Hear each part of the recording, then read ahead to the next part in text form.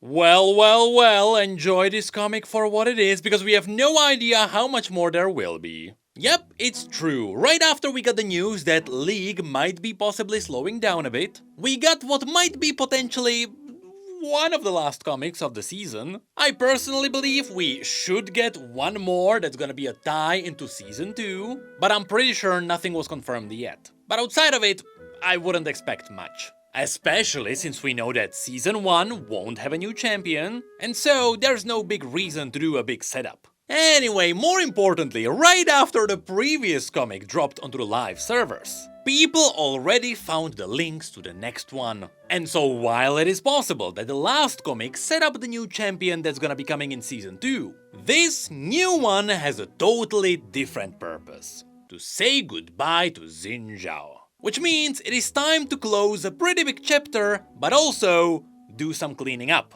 because there are some specific champions that do need that cleanup. And so, let's dive into the new comic.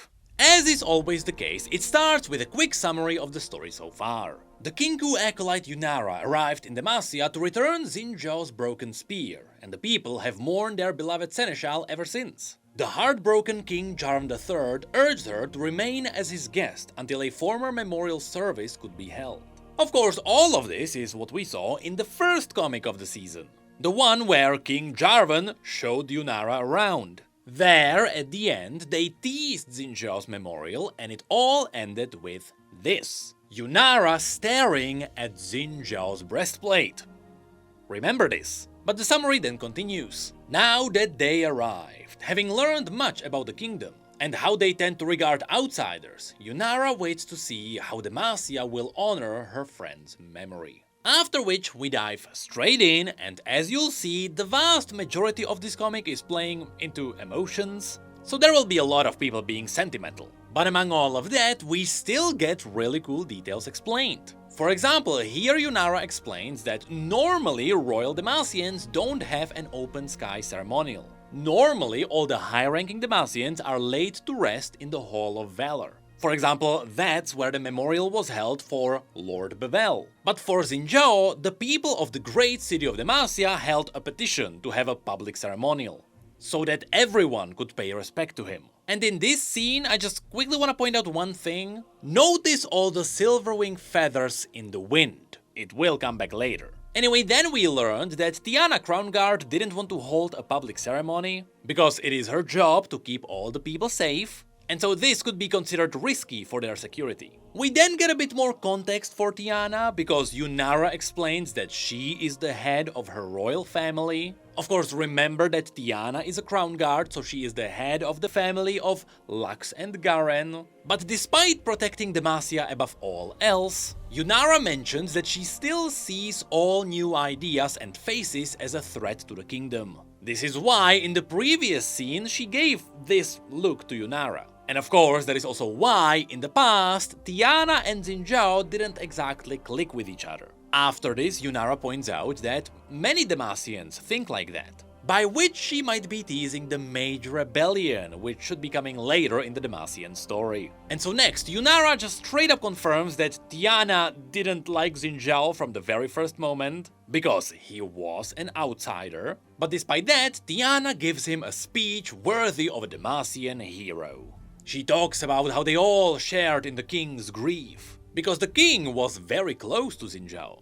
After which she mentions something very interesting. Since the Lord High Marshal and the prince were abroad, Tiana was the one who was supposed to praise Zhao's deeds. And while there is some irony in Tiana having to do this, what a lot of the lore community asked was, who is the Lord High Marshal? You see, most people will know that Tiana is the High Marshal. However, she gets that title a little bit later. As of the time of this comic, she is not the High Marshal just yet. The Garen novella confirmed that she is supposed to be a Marshal, but historically, Marshal and a High Marshal have always been different titles. So long story short, in the Fragile Legacies short story, which is the one where Sona's adoptive father, Lord Bevel, was buried, we learned that together with him, the High Marshal died as well. And there we learned that his name was Percival Bronze. And that is kinda all you need to know. More importantly, Tiana also mentioned that the prince was away beyond the Argent Mountains. Of course, the Argent Mountains is where some draconic events happened, which means here she is referencing the fact that Prince Jarvan is away, he is just about to run away from all the Noxians, and he's pretty much waiting for Shyvana to save him. So yes, Prince Jarvan is gone because the Shyvana story is about to happen. And so, Tiana then continues talking about the lesson that Zhao taught her. She learned that even though Zhao wasn't born a Demacian, he chose to become one. And in that choice, he became one of the best. She mentioned that his loyalty and discipline were beyond question. And as she says that, the comic reveals Lux in the crowd. Specifically, she was there with the Illuminators, which is the group of healers that travel around Demacia and help everyone in need. Think of them like a big Demacian charity. So then, Tiana revealed that in Zhao's likeness, they built a new stone statue so that everyone could share in his ideals. And with that, she said the line, "For though flesh may fail, legends never die."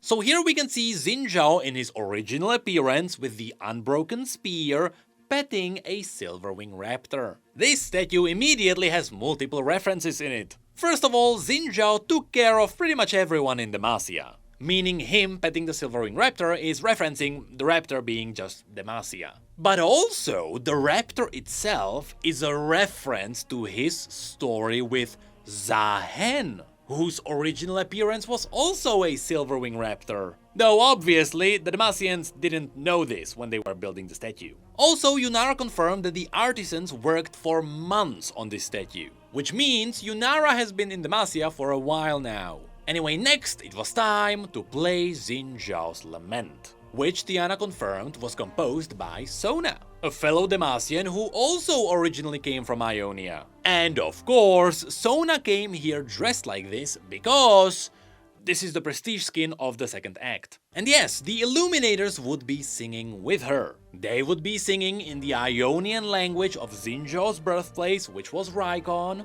And again, you can see Lux in there among the Illuminators. With that, the performance starts, and with her music, Sona secretly spreads magic around, touching the hearts of everyone present. And once again, it turns out, Lux can sing. And then we get a flashback of everyone's stories with Xin. Although, listen to the music for a second. It is very quick, but in case you missed it, for just a single chord progression, you can hear the sacrifice theme.